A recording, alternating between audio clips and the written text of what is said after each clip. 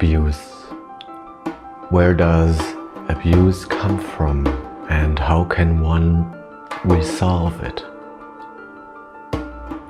Very often I meet abused people, both in everyday life as well as in the seminars.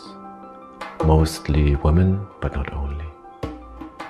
So what is abuse? The word consists of two parts, namely ab, meaning wrong, and use. The abuse is therefore a wrong usage of other creatures or of yourself. We live in this world with other human beings, and that we need each other is obvious, because otherwise this would be a very lonely life. Well, and we make use of each other, that's normal. But when does the use become an abuse?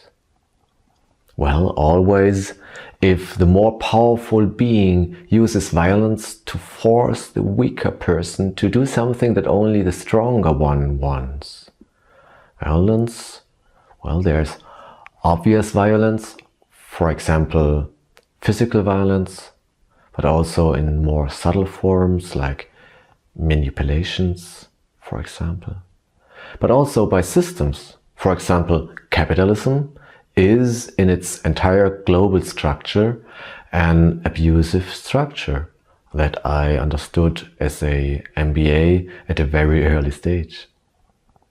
The abused person experiences the abuse as a real force, which is reflected sooner or later in physical symptoms.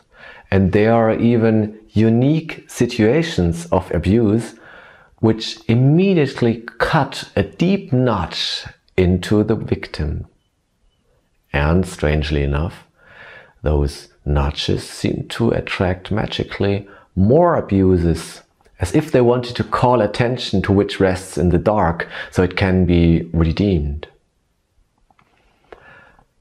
Abused people often choose between two different ways of dealing with the unresolved own shadow on their soul. Some will remain in the victim role. Women do that mostly. Or they take the offender role. Men do that more often. And thus we come full circle. An ongoing series of attacks and endless cruel dance between offenders and victims. And some lines of abuse go back hundreds, perhaps thousands of years, generations, from grandmother to the mother, from mother to the son, and so on. The momentum is running out of itself, like a domino that knocks down the next one. A self-sufficient dark energy that keeps itself alive, and only when one domino is left standing in the row, this will end this madness. But how to stop that domino from falling? It takes a heavy emotional burden on a person in order to escape this dark vortex, and it consists mainly of two parts. On one hand, the protection, and on the other hand, the healing. The protection's tool is the rage, and the source of healing is always the forgiveness. Speaking in an image, a knight whose chest was hurt and is now festering and painful must protect itself by wearing a suit of armor, or else other blows would land on the wound. Only then the wound may heal by itself if it's protected. If the wound is now healed, it may be that the knight will live from now on in peace and love, because he now knows how terrible the consequences of war are. Now, if you are carrying a misuse in yourself, try to find it by feeling it completely and by accepting it.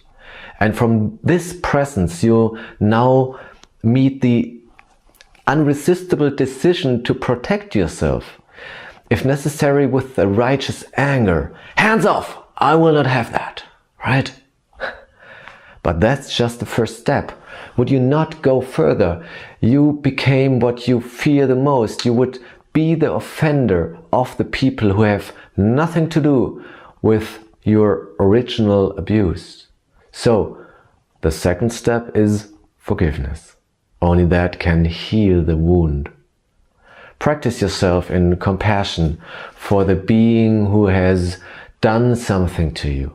You do not have to love this person nor be near him, but do you realize that no one does evil just for fun? Every terrible thing is the result of an earlier atrocity. The offender maybe simply didn't have the strength or the means to break this vicious circle, to stop the domino from falling. Forgive the other person and forgive above all yourself. Many abused humans suffer especially from the fact that they give themselves the blame. They feel guilty. Well, but guilt is a word from an outdated concept that has not brought forth any beauty. Life is about cause and effect, and love is the divine element that guides us on the path of life, if we let it. With love, Dirk Liesenfeld.